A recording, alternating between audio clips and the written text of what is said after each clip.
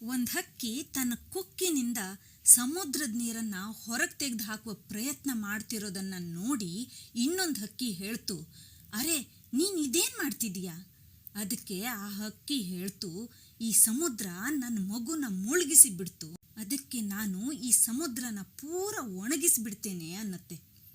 ಆಗ ಇನ್ನೊಂದು ಹಕ್ಕಿ ನಗುತ್ತಾ, ನೀವೊಂದು ಚಿಕ್ಕ ಹಕ್ಕಿ, ನಿನ್ನಿಂದ ಇಷ್ಟು ದೊಡ್ಡ ಸಮುದ್ರನ ಒಣಗಿಸೋಕೆ ಸಾಧ್ಯನಾ? ನಿನ್ನ ಜೀವನವೇ ಮುಗಿದು ಹೋದ್ರೂ ನಿನ್ನಿಂದ ಈ ಕೆಲಸ ಅಸಾಧ್ಯ ಅನ್ನತ್ತೆ. ಆಗ ಆ ತಾಯಿ ಹಕ್ಕಿ ಉತ್ತರ ಕೊಡುತ್ತೆ, ನನ್ನ ಕಾರ್ಯದಲ್ಲಿ ನೀನು ಜೊತೆಯಾಗೋದಾದ್ರೆ ಆಗು, ಆದರೆ ಸಲಹೆ ಮಾತ್ರ ಕೊಡಬೇಡ ಅನ್ನತ್ತೆ. ಹೀಗೆ ಒಂದೊಂದೇ ಪಕ್ಷಿಗಳು ಬರ್ತಾನೆ ಹೋದ್ವು. ಅವುಗಳೆಲ್ಲ ಒಂದಕ್ಕೊಂದು ಹೇಳಿದ್ದಿಷ್ಟೇ, ಈ ಕಾರ್ಯದಲ್ಲಿ ಜೊತೆಯಾಗೋದಾದ್ರೆ ಆಗಿ, ನಿಮ್ಮ ಸಲಹೆ ಮಾತ್ರ ಬೇಡ ಅಂತ. ನೋಡ್ತಾ ನೋಡ್ತಾ ಸಾವಿರಾರು ಪಕ್ಷಿಗಳು ಸಮುದ್ರ ಒಣಗಿಸೋ ಕಾರ್ಯದಲ್ಲಿ ಸೇರ್ಕೊಳ್ತಾನೆ ಹೋಗ್ತವೆ. ಇದನ್ನು ನೋಡಿ ವಿಷ್ಣು ದೇವರ ವಾಹನನಾದ ಗರುಡನು ಹೊರಡ್ತಾರೆ.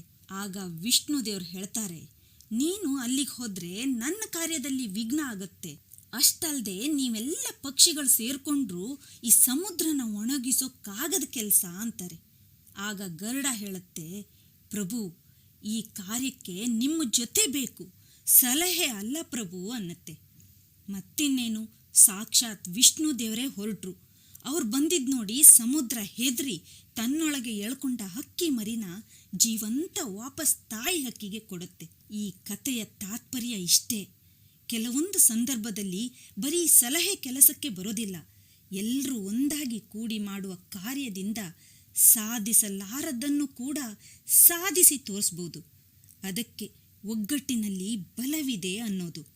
ಒಬ್ಬರು ಕಷ್ಟದಲ್ಲಿರೋದನ್ನು ನೋಡಿ ನಾವು ನಕ್ಕು ಅವರಿಗೆ ಸಲಹೆ ಕೊಡೋದನ್ನು ಬಿಟ್ಟು ಅವ್ರ ಕಷ್ಟವನ್ನು ಪರಿಹರಿಸೋಕೆ ಕೈ ಜೋಡಿಸಿ ನಿಂತರೆ ಈ ಜಗತ್ತು ಎಷ್ಟು ಸುಂದರ ಆಗ್ಬೋದಲ್ವಾ?